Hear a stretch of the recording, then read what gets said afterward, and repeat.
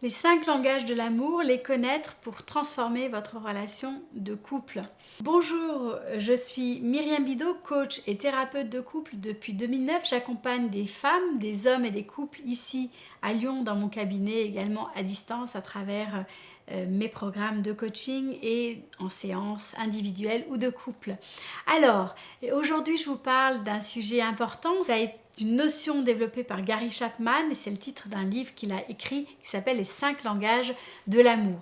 Alors la première chose, c'est que ces langages sont importants parce qu'ils permettent véritablement de développer l'intimité, de développer le lien et la relation entre les partenaires. Et le fait de connaître à la fois son propre langage et de connaître le langage de son partenaire, c'est en fait se donner les moyens et la capacité de remplir le réservoir émotionnel de votre partenaire et de s'assurer que votre réservoir émotionnel et affectif est bien rempli.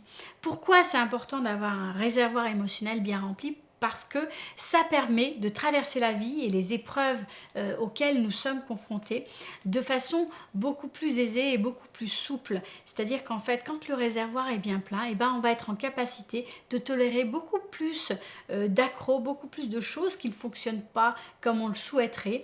Et du coup, ça va nous permettre d'avoir un terreau fertile pour pouvoir co-construire, pour pouvoir développer la relation de couple.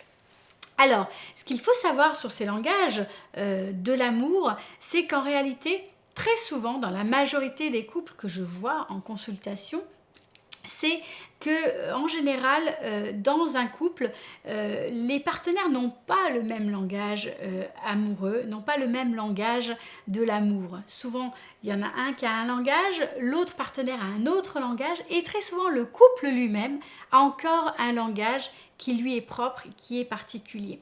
Donc c'est comme une langue étrangère que le couple connaît. Ok ?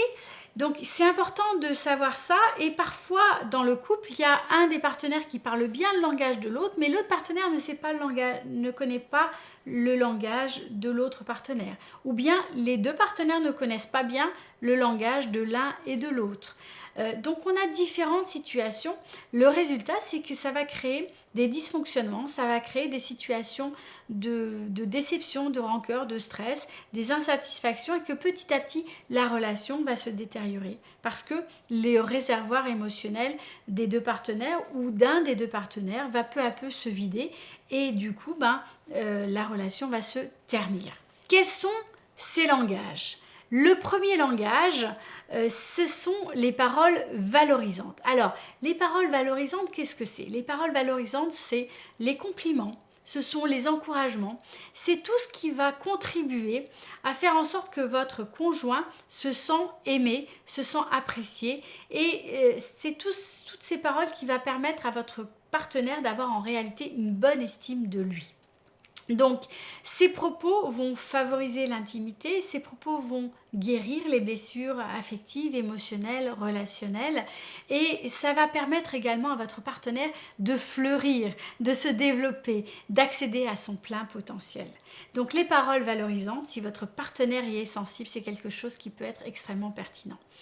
Dans le langage de l'amour, ce qui est important de comprendre, c'est que même si pour vous, ce langage-là n'est pas le langage auquel vous êtes sensible, si vous savez que c'est important pour votre partenaire, c'est important d'apprendre à parler la langue de votre partenaire parce que c'est une manière, en fait, de pouvoir aider votre partenaire à grandir. C'est extrêmement puissant et efficace. Et en réalité, même si ce n'est pas naturel pour vous, ça vous demande relativement peu d'efforts à partir du moment où vous avez compris quel est le langage de votre partenaire.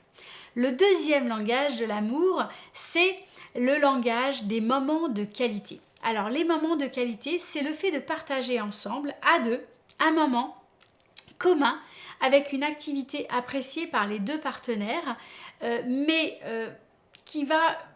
Quand il y en a un des deux qui a ce langage-là, peut-être que le moment va être plus important, va revêtir une symbolique plus importante pour l'un des deux. Mais l'activité peut être appréciée par les deux partenaires. Qu'est-ce que ça va montrer ? Ça va montrer que votre partenaire se soucie de vous. Ça va montrer que les partenaires se soucient aussi l'un de l'autre et qu'ils apprécient ce temps partagé. Le troisième langage de l'amour, ce sont les services rendus. C'est en fait des services, c'est des actes, ce sont des actions qui sont accomplies librement, gratuitement, qui sont accomplies sans qu'on ait besoin de faire la demande express, sans qu'on ait besoin de faire des reproches notamment, et qui sont librement consentis et conformes à la requête du partenaire. Quatrième langage de l'amour, les cadeaux. Les cadeaux, ce sont des objets qui sont soit achetés, soit des objets qui sont fabriqués, soit ça peut être aussi le don de sa présence. Et ces cadeaux sont en fait la symbolique entre les deux partenaires d'un amour qui va être visible. Ça prouve en fait au conjoint l'amour que l'autre lui porte et ça traduit la valeur de la relation, ça traduit la qualité du lien pour le partenaire qui est sensible aux cadeaux reçus. Et le dernier langage de l'amour, le cinquième, c'est le contact physique, comme geste en fait qui va toucher au plus profond de son être la personne qui va le recevoir. Le contact physique, ça peut revêtir toutes sortes de formes, c'est bien sûr la sexualité, mais pas uniquement, ça peut être une caresse sur la main, une tape sur l'épaule et également bien sûr des baisers, la sexualité. Et c'est une puissante forme de communication pour le couple. Donc, comme je vous l'ai dit, il est très important de connaître le langage de l'amour de votre partenaire. Il est très important aussi pour vous d'identifier quel est votre langage de l'amour pour que vous puissiez peut-être en parler avec votre partenaire. Pour ce faire, comment connaître votre langage préféré? Je vais vous indiquer 3 questions clés que vous pouvez vous poser et auxquelles vous pouvez répondre à la fin de cette vidéo. Et vous pouvez même partager vos réponses en commentaire ci-dessous. Alors, qu'est-ce qui vous donne à vous vraiment le sentiment d'être aimé? Répondez à cette question. Quand vous aurez la réponse à cette question, vous allez toucher du doigt quel est votre langage de l'amour. Une deuxième question clé pour vous aider à identifier quel est votre langage de l'amour préféré, c'est que désirez-vous par-dessus tout?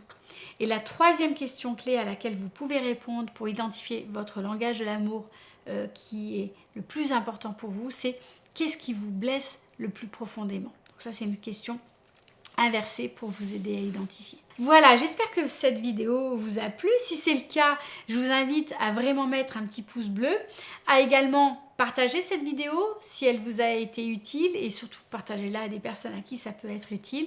Et puis, bien sûr, abonnez-vous à la chaîne. Si vous ne voulez pas manquer les vidéos, vous avez une petite cloche, ça vous permet de recevoir les notifications. Je vous invite aussi, en dessous de la vidéo, vous avez un petit cadeau gratuit pour aller plus loin.